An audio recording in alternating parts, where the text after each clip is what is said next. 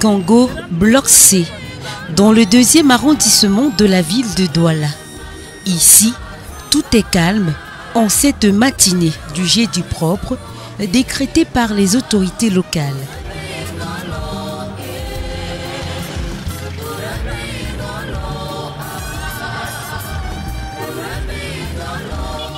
Une tranquillité qui contraste avec l'incivisme qui dicte sa loi dans ce quartier.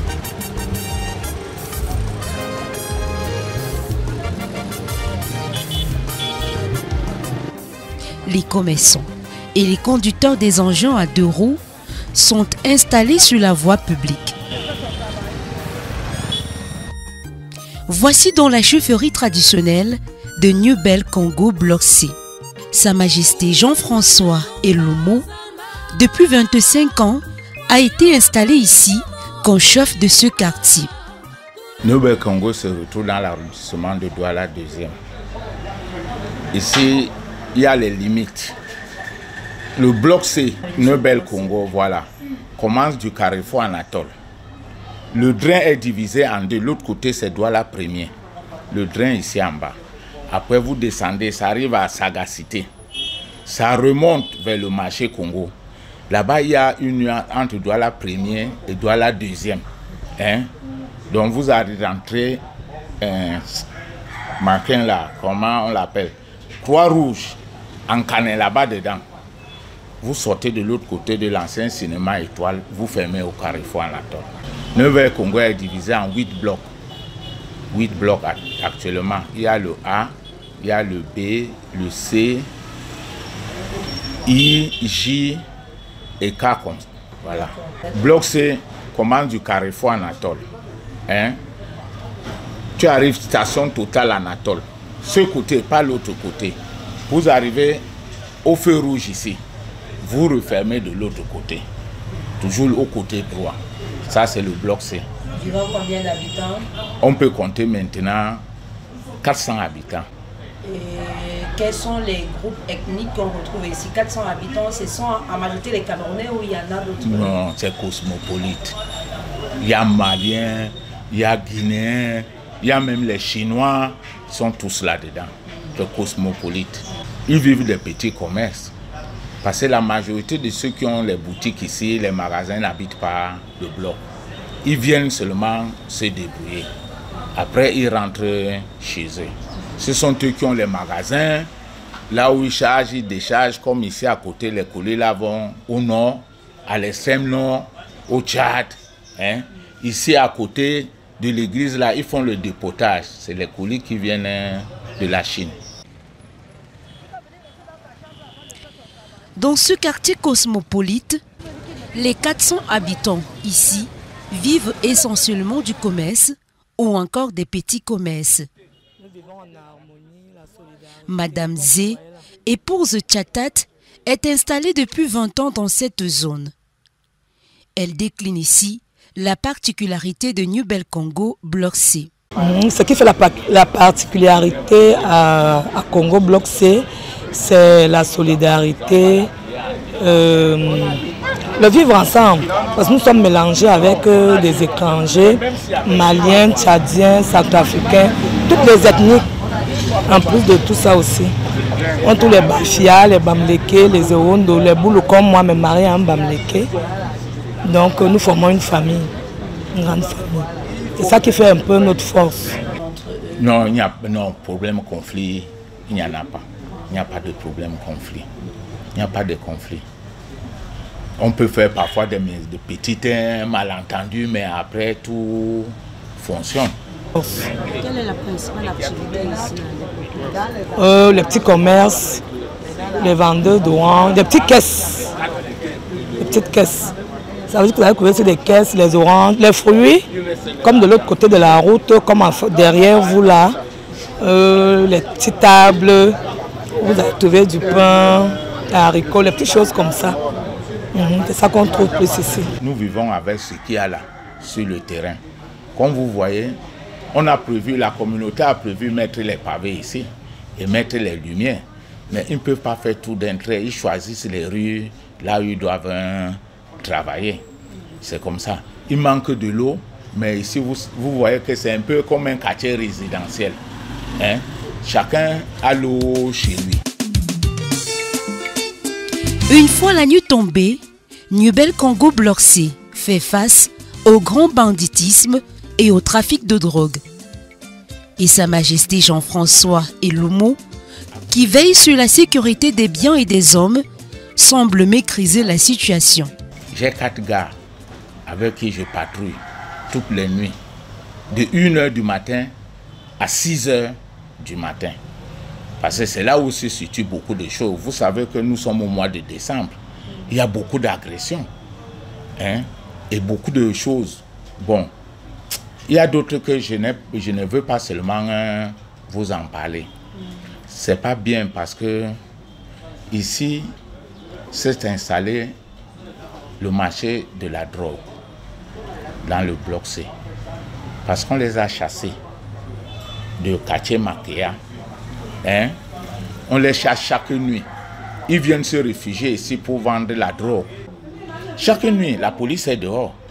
Les gendarmes sont dehors, le sémil est dehors. Ils sont partout. Mais j'ai mis fin à ça.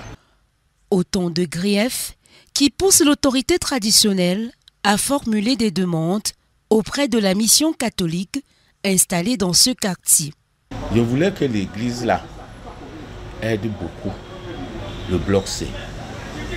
Pourquoi? Parce que dernièrement nous étions à la réunion parce qu'on voulait faire voir une réunion à la mairie pour que les pavés puissent passer ici. Ça va aussi les aider.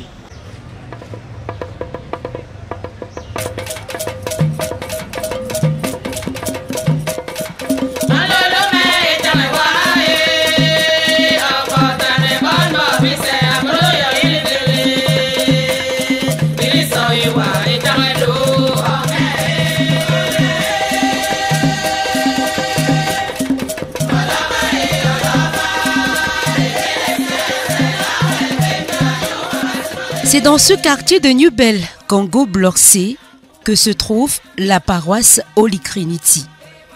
Elle comprend 2 communautés chrétiennes, l'une anglophone majoritaire et l'autre francophone. Elle est à l'origine une paroisse sociologique. Je dirais que Holy Trinity est située au quartier Congo, marché Congo, proche du marché central et du carrefour Anatole. Donc la situation géographique de Holy Trinity, c'est ça. On a l'habitude de dire Holy Trinity Congo, donc c'est au marché Congo et puis c'est à côté du carrefour Anatole et du marché central. Nous appartenons à la zone pastorale Vouri 1. Nous sommes en sandwich entre la paroisse Notre-Dame du Mont-Carmel et puis la paroisse Sainte-Anne de Commando. Ce sont les 2 paroisses qui nous entourent et qui sont à moins d'1 kilomètre de nous. Oui, elles sont à moins d'1 kilomètre. Holy Trinity, initialement, ou alors pas initialement, pas seulement initialement, ça continue encore aujourd'hui. Holy Trinity a toujours été une paroisse sociologique. Une paroisse sociologique ne se définit pas par son territoire, mais ça se définit par la caractéristique sociologique de ceux qui y vont pour prier. Ici à Holy Trinity, c'est une paroisse sociologique parce que depuis sa fondation, elle a été consacrée aux anglophones. Il y a une époque où Holy Trinity était l'unique paroisse anglophone de l'archidiocèse de Douala. L'église Holy Trinity a été consacrée en 1988, mais lorsque nous regardons nos registres, la vie sacramentaire avait débuté déjà en 1984. Et puis 4 ans après, l'église a été construite et consacrée. Le curé initial, c'est l'abbé Oscar Eoné. C'est lui qui a commencé cette église et qui l'a consacrée. Après lui, il y a aussi les abbés Bokmis, Dieudonné, qui est finalement devenu évêque des Écarts, qui est passé par là. Et après, l'abbé Dieudonné Bokmis, qui est devenu évêque, il y a eu un certain nombre de missionnaires de Saint-Paul. Quand son éminence, le cardinal Christian Toumi, est arrivé à Douala, il a fait appel aux missionnaires de Saint-Paul qui venaient du Nigeria. Ils ont travaillé ici là de 1992 jusqu'à cette année 2022 où ils sont partis. Et puis la paroisse est revenue au diocésain. Avant l'avènement de cette paroisse, c'est-à-dire dès 1932, les premiers fidèles laïcs des ressortissants de la région du centre Cameroun, notamment les Yambassa, fatigués de suivre les messes à Nowondo, se détachèrent de la communauté chrétienne New Belbam et Wondo, aujourd'hui Notre-Dame des Victoires, pour fonder leur propre communauté sur un site qui leur fut offert gracieusement par un occupant togolais. Les Yambassa ont aussi cédé une partie de leur terre pour que l'Église catholique puisse commencer le ministère dans ce lieu. Parmi les pionniers de cette communauté chrétienne, épouse Kizito. Nous, on allait prier avec les Ewondo à Neubel Ewondo. On a prié avec les Ewondo pendant longtemps, les grands-parents. Après, ça n'a pas marché avec les Ewondo. Tout se faisait en Ewondo. Et vous savez, avant, même dans notre village, la doctrine se faisait en Ewondo. Bon, mais à un moment donné, les Yambassa ont voulu avoir leur messe où ils pouvaient chanter en Yambassa. Et ils n'ont pas voulu. Et c'est là où mon grand-père a dit de venir ici. Il y avait la maison là où se trouve l'ancienne salle paroissiale. C'est là où il a donné la parcelle qu'on commence à prier là-bas. Et c'est comme ça que les Yambassa commencent à prier. Les Yambassa prient, les Bakoko avec Stanislas Miner. Ils sont venus aussi dans la case que mon grand-père avait donnée. On a commencé à prier. Et après, les Bassos sont venus parce qu'ils habitaient dans les alentours. Ils ont commencé à prier. Et cet endroit était spécialement habité par les Togolais. Les Togolais. Alors, il y a eu aussi des chrétiens catholiques. Chrétiens catholiques. Alors, et c'est comme ça que les Togolais ont vu que l'endroit était tellement petit. Et il y avait aussi déjà les jeunes qui venaient, on a nommé l'aumônerie catholique. Et il a donné aussi, gracieusement, le Togolais, sa petite case, où on a réuni avec la case des Yambassa. Et on a agrandi, c'est devenu l'aumônerie catholique. Et maintenant, on priait là-bas. À partir de mars 1960, l'abbé Lépine, aumônier des lycées et collèges, à cette époque, acheta 2 autres cases qui seront appelées plus tard aumôneries catholiques à cause du développement important de cette unité et du dynamisme des jeunes. En 1969, Monseigneur Thomas Mongo, archevêque de Douala, à cette époque, autorisa le père Nicolas Gobina, vicaire à la cathédrale de Douala et chargé de la communauté Yambassa, à célébrer régulièrement les offices religieux dans leur chapelle.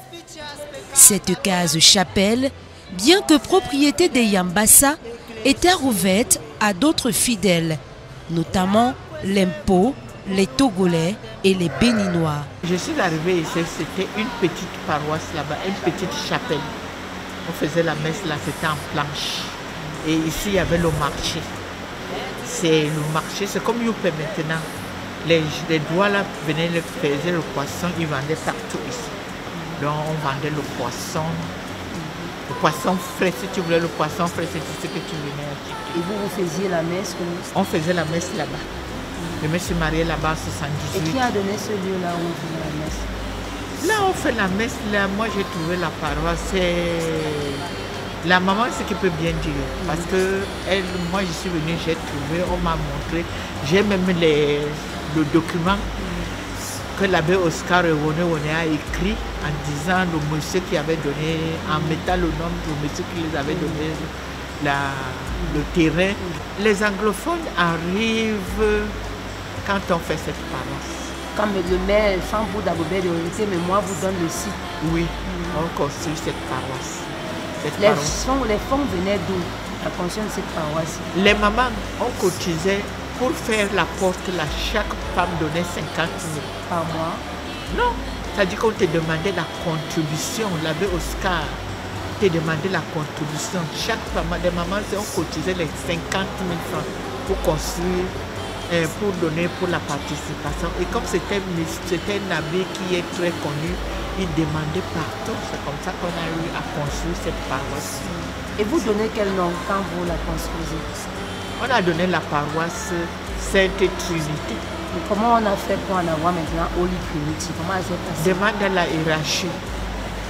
Ce sont eux qui peuvent te répondre. Moi, je ne connais pas ça. Parce qu'on avait donné la paroisse Sainte Trinité. Après, on a changé. Pourquoi Sainte Trinité? Parce que la paroisse, depuis là-bas, c'était notre petite chapelle là-bas. C'était paroisse Sainte Trinité Yambassa.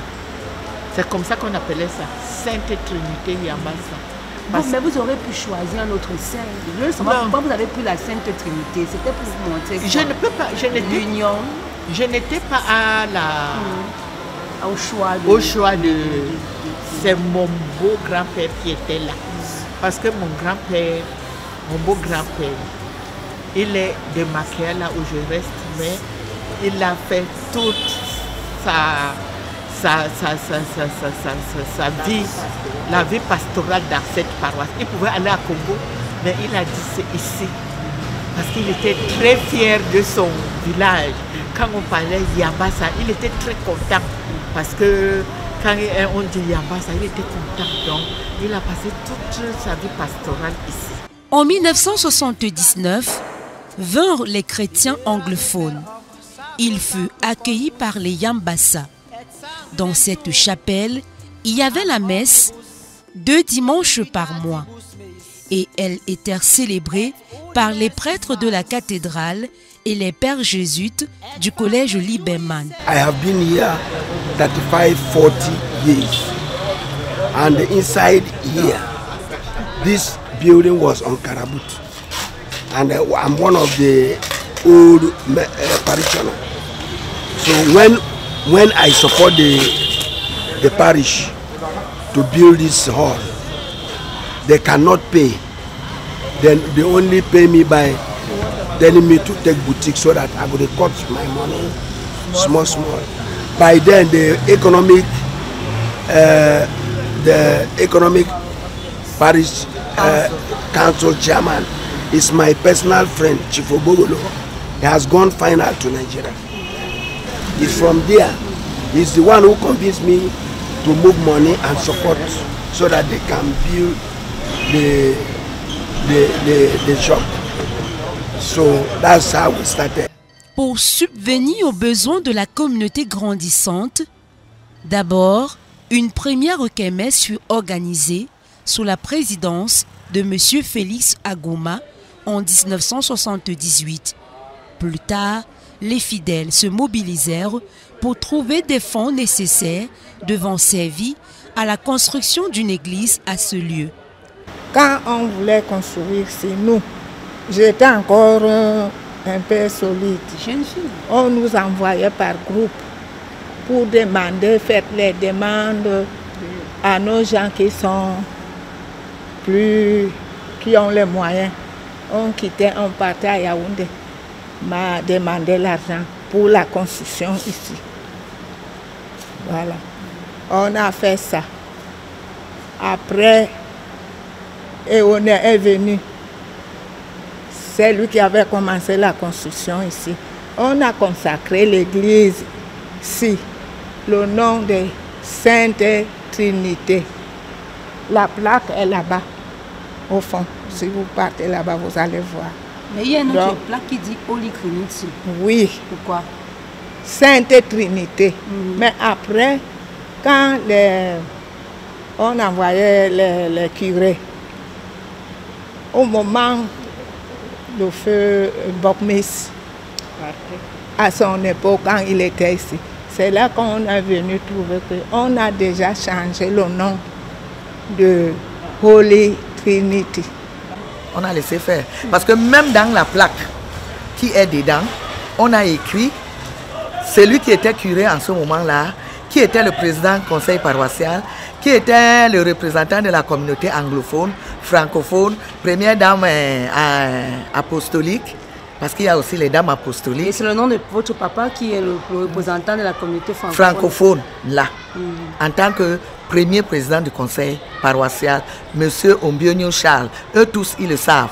Ils l'appelaient affectueusement Pachas. Pachas. Les deux bâtons là, on a donné aux catholiques roumains l'autre côté. Eux, ils voulaient qu'ils fassent la fermeture de cette bâton. Le curé a dit que non. Vous êtes ici des communautés francophones, anglophones. L'autre côté, c'est les dames apostoliques qui vont fermer. J'ai demandé à chaque femme 40 000. Pour la construction de l'église? Oui. Et on n'avait pas les travailleurs. Vous faisiez quoi à l'époque? Comme moi, je faisais mes croquettes, je vendais au lycée de Neubel. C'est ça qui me donnait l'argent. Et vos femmes, elles faisaient et les autres femmes, les vendeurs de poissons, de pistaches, les mains de pistaches là, avec les bâtons de manioc. Je leur dis que mes soeurs, pardon, il faut qu'on serre la ceinture, qu'il y ait nous aussi, qu'on a la paroisse. Nous acceptons tous les prêtres qu'on nous envoie ici. Si ce n'était pas ça, il y a un prêtre qui sont passés. Donc, on ne colle pas sur l'identité d'un prêtre. Vous comprenez? Le prêtre, c'est le prêtre. C'est l'éducation qu'il nous donne, l'enseignement qu'il nous donne, qui nous intéresse. Bon, nous, on ne fait pas la différence. Les missionnaires sont partis, les diocésains sont arrivés, ça vous fait pas mal? Est-ce que quand les diocésains sont partis, les missionnaires sont venus, ça nous a fait mal? Ça ne nous a pas fait mal. Le prêtre, c'est le prêtre. Donc, c'est ça. Et surtout que ceux qui viennent d'arriver là, n'est-ce pas? Comme il y a une forte population des Nigériens, ils suivent ce que les missionnaires faisaient. Et on est content. On est content. Et le curé est parfaitement bilingue. Donc, il est à l'aise quand il fait la messe en anglais, il est à l'aise quand il fait la messe en français. Et même le vicaire. À l'issue du conseil presbytéral du 18 juin 1983, Monseigneur Simon Tonnier de regrettée mémoire, qui auparavant avait promis aux fidèles anglophones un pasteur pour s'occuper de leur communauté, érigea la chapelle Yambassa et l'ancienne aumônerie catholique en paroisse. L'abbé Oscar Eyonnet, nouvellement sorti du grand séminaire régional de Bambui à Bamenda, fut nommé premier curé diocésain de la paroisse Sainte-Trinité, cumulativement avec ses fonctions de chancelier secrétaire de l'archidiocèse de Douala. L'année suivante, précisément le 28 mai 1984, marque la date de la consécration de cette église en la paroisse Sainte-Trinité. En fait, pendant la consécration, la plaque était paroisse Sainte-Trinité, Panyangé. L'abbé Ewone Oscar est encore vivant. Vous pouvez lui poser des questions. Il vous donnera plus d'amples explications. Avec l'avènement de nos frères nigériens, qui sont nombreux, et ils ont beaucoup de moyens. Et l'arrivée des prêtres nigériens, les PSP, c'est comme ça qu'on les appelle, c'est un des curés qui a changé. Il a enlevé Sainte Trinité, il a mis Holy Trinity. Bon, nous avons vu, nous sommes en minorité. On ne pouvait rien faire. On s'est dit qu'ils ne vont pas porter cette paroisse pour amener au Nigeria. C'est notre paroisse, donc on a laissé faire. Mais on pouvait faire comment? Puisque c'est l'église, nous voulons aussi les gens égarés qui ne partent pas à l'église. S'ils voient qu'il y a l'église ici, en français, ils ont commencé à venir. Il y avait les Togolais, les Béninois, les Dahomey. Mais la mort. Non. Pendant qu'ils étaient ici, les 79 là, en 80, c'est en 80 qu'on m'avait consacré ça. Dame apostolique. 80. Ici, j'étais présidente des Dames apostoliques. Nous étions à 4. J'étais présidente et sa belle-mère était la trésorière. Il y a l'autre, Rose Beimba, était la secrétaire. Et il y a une femme, elle habite déjà à la cité sikh. Bon, vous savez, ma fille, l'appétit vient en mangeant. Quand les autres femmes ont vu que, on a introduit celle-là, ils ont déjà les habits blancs. Ils ont commencé à entrer, à s'inscrire aux Dames apostoliques. Quand j'étais présidente, j'avais 24 femmes Dames apostoliques. Donc, on avait commencé la construction. Alors, on s'est parti 2 à 2 pour les demandes d'aide pour la construction ici. Mais comment se fait-il qu'elle se nomme aujourd'hui Holy Trinity Parish? Le premier curé qui a dit, comme il y a les Bafia, il y a les Bakoko, il y a les Yambassa, alors on va donner Sainte Trinité. Et on nous a demandé de ne plus aller chanter à la cathédrale. Que nous allons commencer à chanter ici. Chaque dimanche, nous avons déjà un curé. Mais les Bakoko sont rentrés à la cathédrale. Les Bafia sont repartis à la cathédrale. Quand ils sont revenus ici chanter, l'abbé René leur a dit que je vous avais dit que vous avez déjà une paroisse. Pourquoi ce dimanche vous devriez chanter ici? Vous êtes partis chanter à la cathédrale. Ils ont dit qu'ils préféraient la cathédrale. Et la chorale Yambassa est restée seule. L'abbé Ewone dit alors, la chorale Yambassa, désormais, même comme vous êtes seul, vous êtes chorale Sainte Trinité Yambassa, j'enlève Saint-André.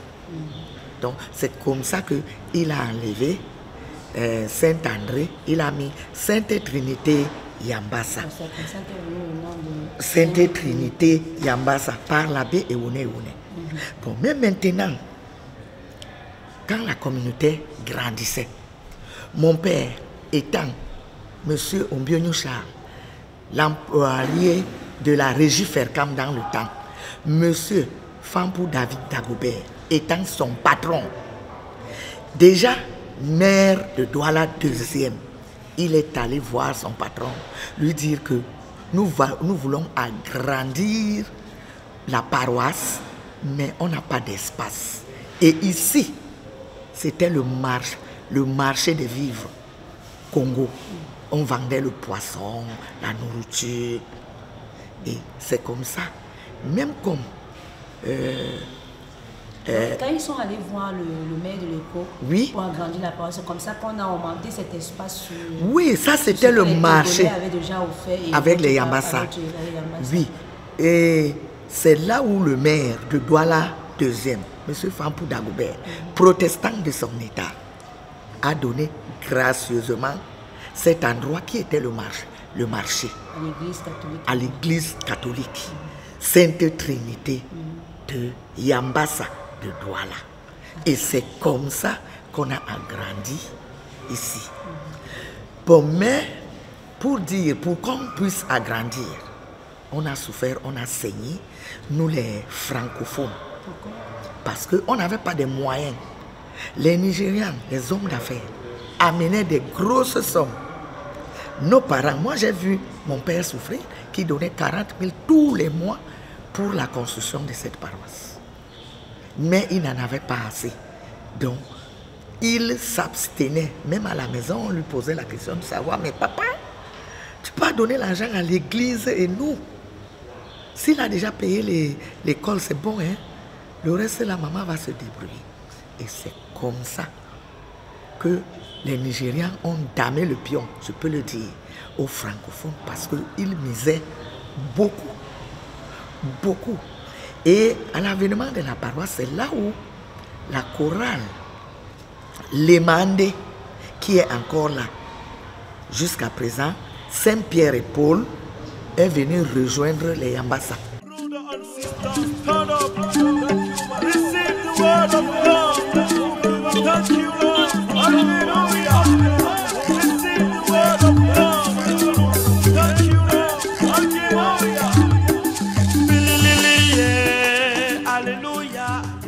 Holy Trinity Parish de New Bell Congo Bloc C est conduite aujourd'hui par deux prêtres, les abbés Jean-Robin Gandui et Athanas Eto, ainsi qu'un diacre, l'abbé Arnaud Guengoué. Sur le plan pastoral, la nouvelle équipe pastorale s'est organisée pour les célébrations de l'Eucharistie. Les messes sont célébrées les dimanches et en semaine. Elles sont dites en grande partie en anglais. Holy Trinity Parish dispose de deux catéchistes principaux pour les deux communautés. Ils s'occupent des enfants dispersés dans la ville. Il y a d'abord des mouvements à caractère marial, avec une spiritualité mariale. On a la Légion de Marie, on a le Bloc Rosary, on a le Blue Army. Ça c'est quelques mouvements. On a aussi les équipes du Rosaire. Ça c'est les mouvements à caractère avec une spiritualité mariale. On a l'un des plus grands mouvements de la paroisse, c'est le mouvement charismatique qui s'appelle ici CBS, Catholic Bible Society, mais c'est le mouvement charismatique. Ils ont un très grand nombre, je dirais même peut-être un quart de la paroisse appartient à ce mouvement.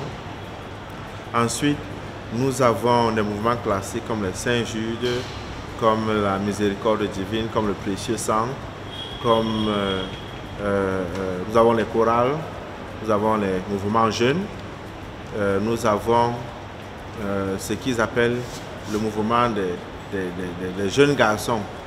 Ça, c'est vraiment une tradition anglophone et nigériane. CBO, Catholic Boys Organization. Nous avons aussi cela ici. Donc voilà à peu près quels sont les différents mouvements que nous avons. À Holy Trinity, on ne trouve par les communautés ecclésiales vivantes.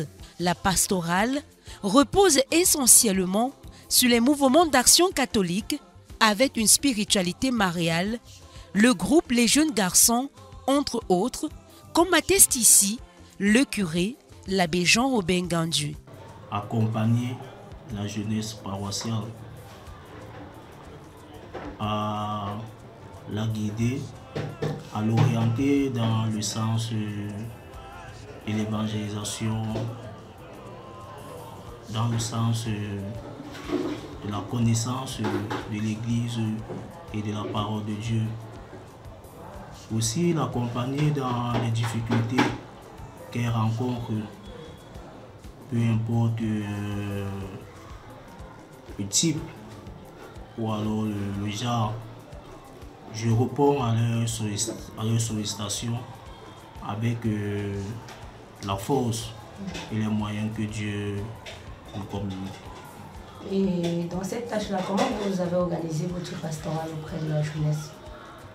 À mon arrivée, j'ai d'abord tenu à faire une rencontre avec le bureau du CPJ c'est-à-dire conseil pastoral des jeunes,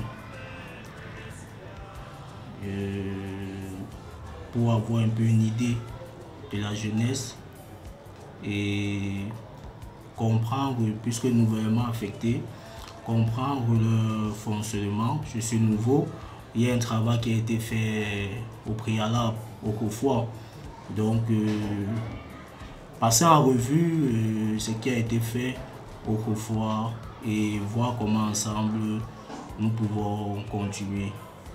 Comment sont les jeunes de Holy Trinity? Est-ce que ce sont des jeunes engagés qui comprennent la chose religieuse ou alors il y a une réticence?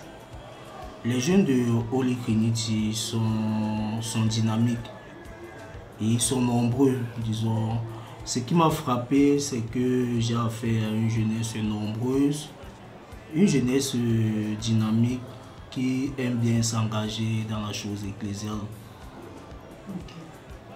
Alors, on est dans l'année synodale du thème concernant les jeunes, venez et vous verrez. Alors, à Holy Trinity, comment est implémenté concrètement ce message? Des actions en vue ou pas du tout? Ça se passe comment?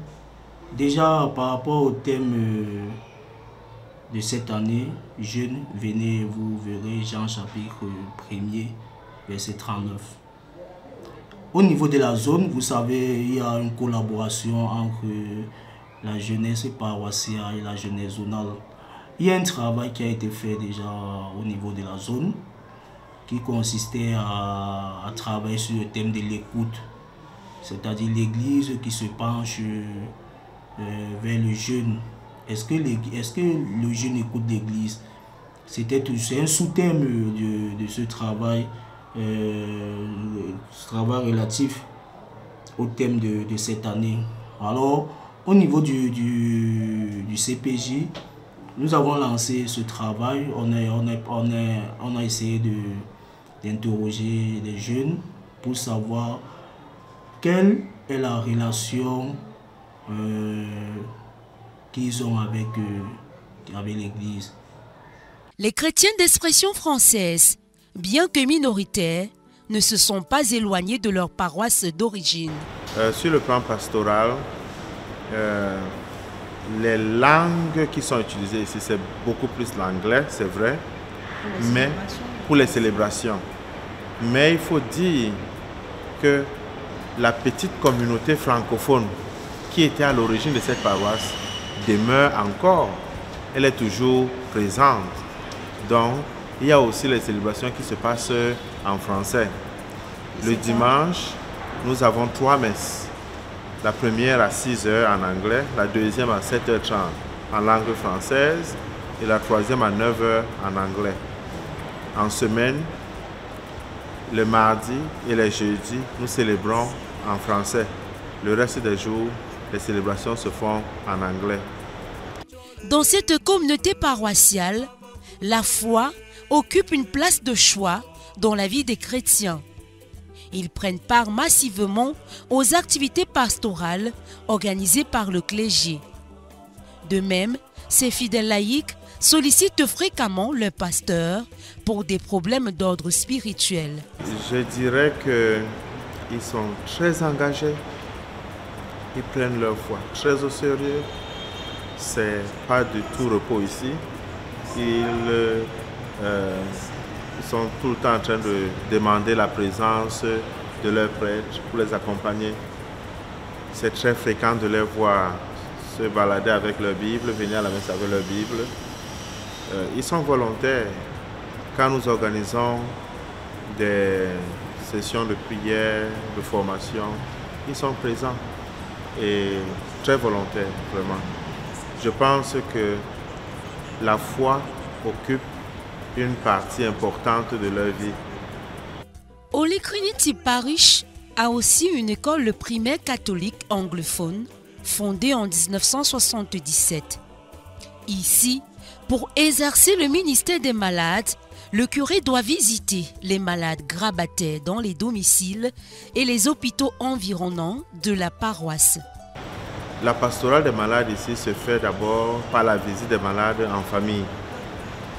Ensuite, le Père archevêque nous a encouragés à nous rapprocher des autorités à l'UTM, l'hôpital à l'UTM, pour voir comment ils mènent une pastorale constante. Parce que jusque-là, ce que nous faisions, c'est de rendre visite à nos paroissiens qui y sont internés.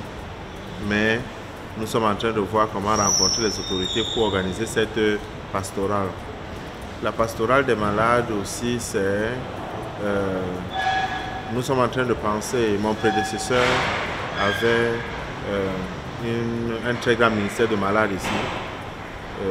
Avec son départ, ce ministère s'est d'abord arrêté. Nous sommes aussi en train de réfléchir comment remettre cela sur pied, mais peut-être que étant un peu plus proche du magistère. Donc, actuellement, ce que nous faisons pour la pastorale des malades, c'est de rendre visite aux malades dans les familles, à l'hôpital, prier pour eux, voilà. Sur le plan économique, les quêtes du dimanche s'élèvent en moyenne à 500 000 francs CFA. Elles permettent à la nouvelle équipe pastorale de couvrir les charges mensuelles de la paroisse et de poursuivre les œuvres entamées par les missionnaires de Saint-Paul. La vie économique à Holy Trinity, étant donné que la plupart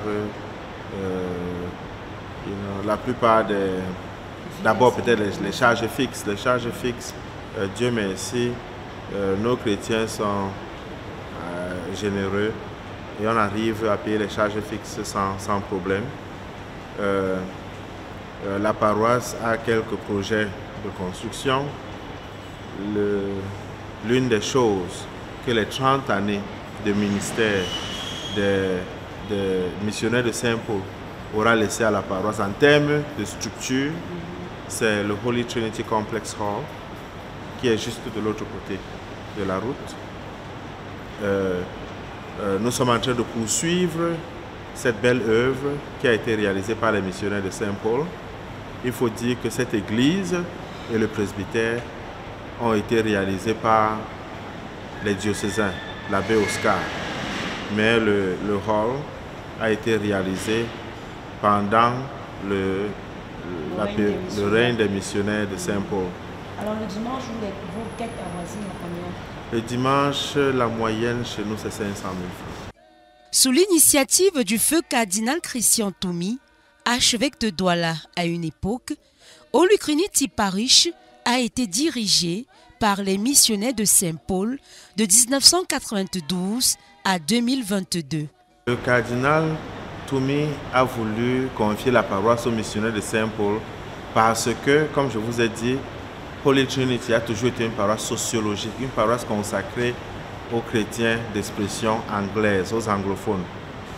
Alors, les missionnaires de Saint-Paul, qui ont déjà ça dans leur charisme et que le cardinal connaissait, d'après le jugement du cardinal, ils étaient aptes à servir les paroissiens de Holy Trinity parce qu'ils avaient la langue, mais aussi la culture. En 2022, le père archevêque, Monseigneur Samuel Preda, a vu qu'ils sont arrivés au terme, pour utiliser les termes du père archevêque. Les missionnaires de Saint-Paul sont arrivés au terme de leur mission ici à Holy Trinity.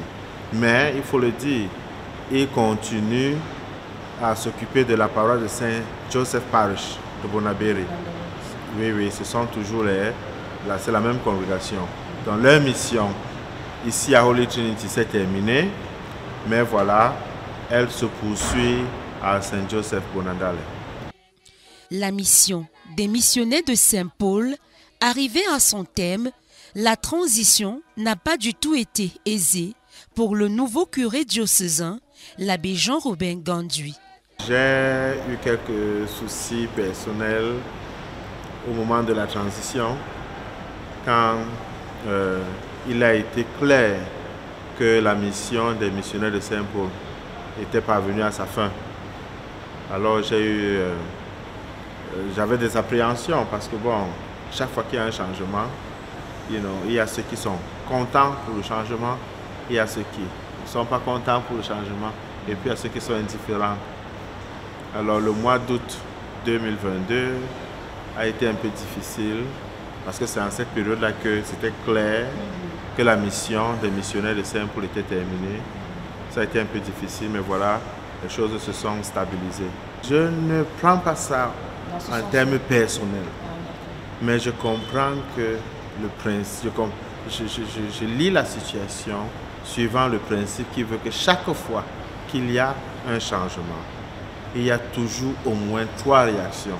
Ceux qui sont contents, il y en avait qui étaient contents du changement, ceux qui sont fâchés, il y en avait qui étaient fâchés du changement, et puis ceux qui sont indifférents. Donc, la difficulté était de pouvoir réconcilier les cœurs, surtout ceux qui n'étaient pas contents du changement. Ok. Et la grâce de Dieu nous a permis, je peux le dire, d'avoir tourné cette page.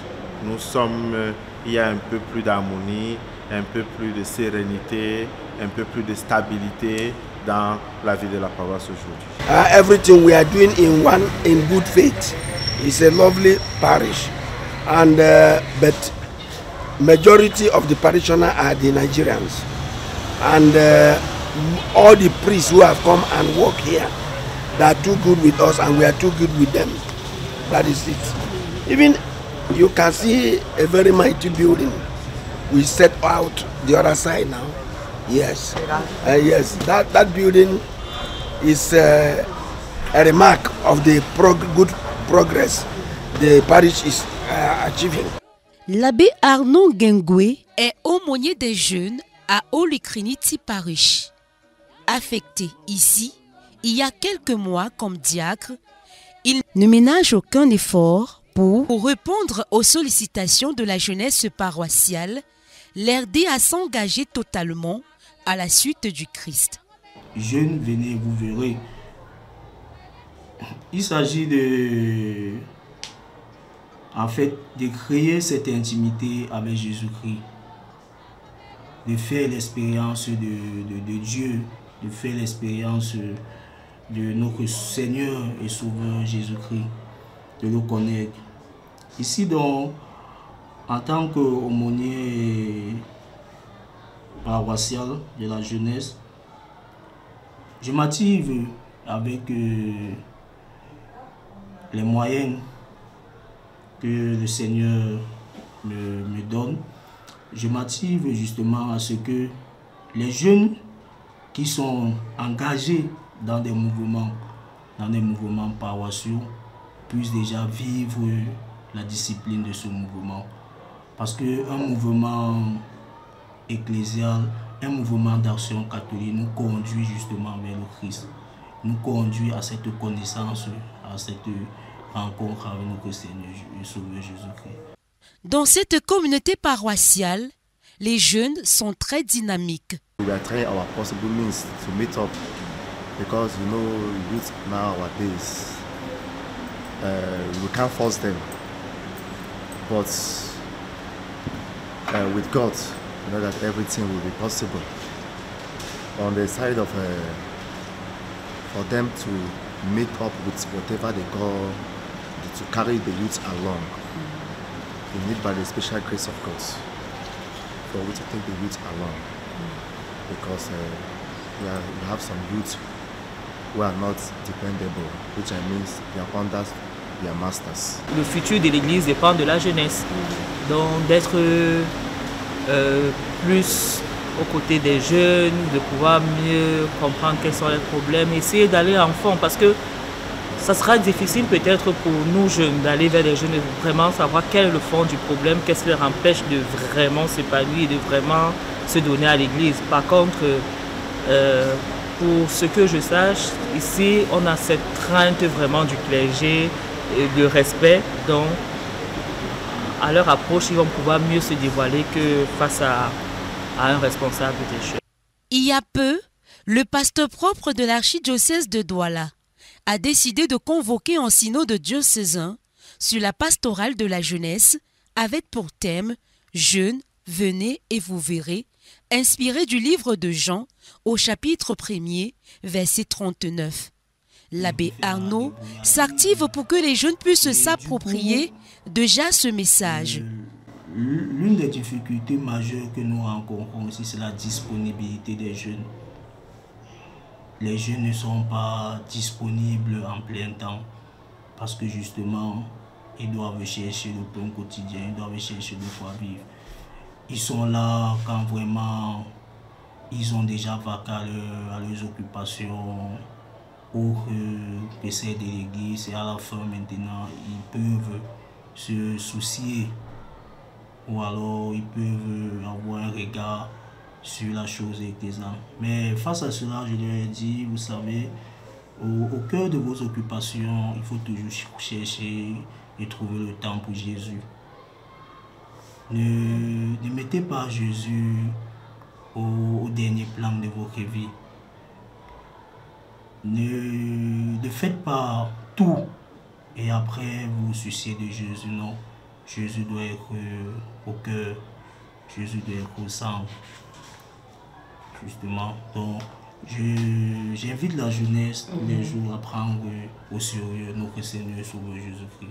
À Holy Trinity Parish, les jeunes font dans la débrouillardise pour pouvoir subvenir à leurs besoins élémentaires. Un handicap sur leur foi, comme l'atteste l'abbé Arnaud. Vous savez, on a une jeunesse frappée par le chômage. On a une jeunesse formée, mais qui n'arrive pas à pourvoir à leurs besoins nutritionnels. Vous savez, mais Holy Trinity, ce problème n'est pas grave. On a une jeunesse qui se débrouille, qui fait dans la débrouillardise.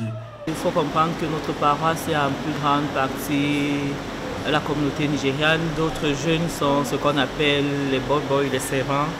Et ils sont généralement à l'heure où on a fait des activités des jeunes, ils sont soit en train de tenir la boutique, soit sont à la maison. Et ce n'est pas évident qu'ils soient là à certaines heures. Mais en soirée, ils ont le groupe, des jeunes de CBS. Quand ça concerne les dévotions, peut-être prières, ils vont sortir. Mais s'il y a d'autres activités, il faut réunir toute la jeunesse pour travailler ensemble. Quand c'est juste ce qui concerne le groupe, ils sont. Mais dans le global, ça cause beaucoup de problèmes aussi. De passage dans cette paroisse, dans le cadre de sa traditionnelle visite pastorale, l'archevêque de Douala, Monseigneur Samuel Cléda, a fait le point sur l'évangélisation de cette zone et l'avancement des structures paroissiales. Parmi les directives adressées au clergé, on note entre autres l'implication des fidèles laïcs dans la gestion des biens matériels de la paroisse et la création des communautés ecclésiales vivantes. Le Père archevêque nous a invités à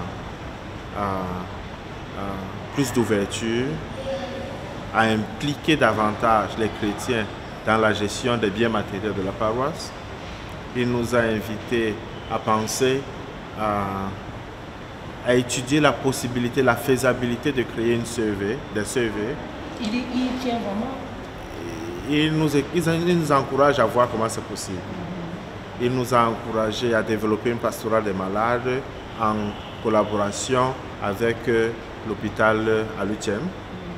En termes infrastructurels, le Père archevêque pense qu'il va falloir agrandir cette église. Et son idée, c'est qu'éventuellement, on peut agrandir en détruisant le presbytère actuel pour que l'église aille de ce côté et délocaliser le presbytère ailleurs. Donc, voilà les grandes lignes de ces recommandations.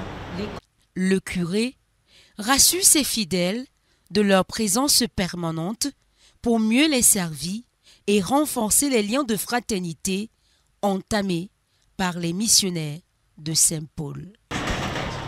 Et voilà, mesdames, messieurs, nous voici donc parvenus au thème de ce magazine sur la découverte de la paroisse Holy Trinity. On espère que vous avez été suffisamment édifiés sur l'histoire de cette magnifique paroisse qui regroupe des chrétiens d'expression francophone, mais également d'expression anglophone, précisément les Nigérians. Je vous donne rendez-vous dans un autre numéro. Cette fois-là, nous irons à la découverte d'une autre paroisse.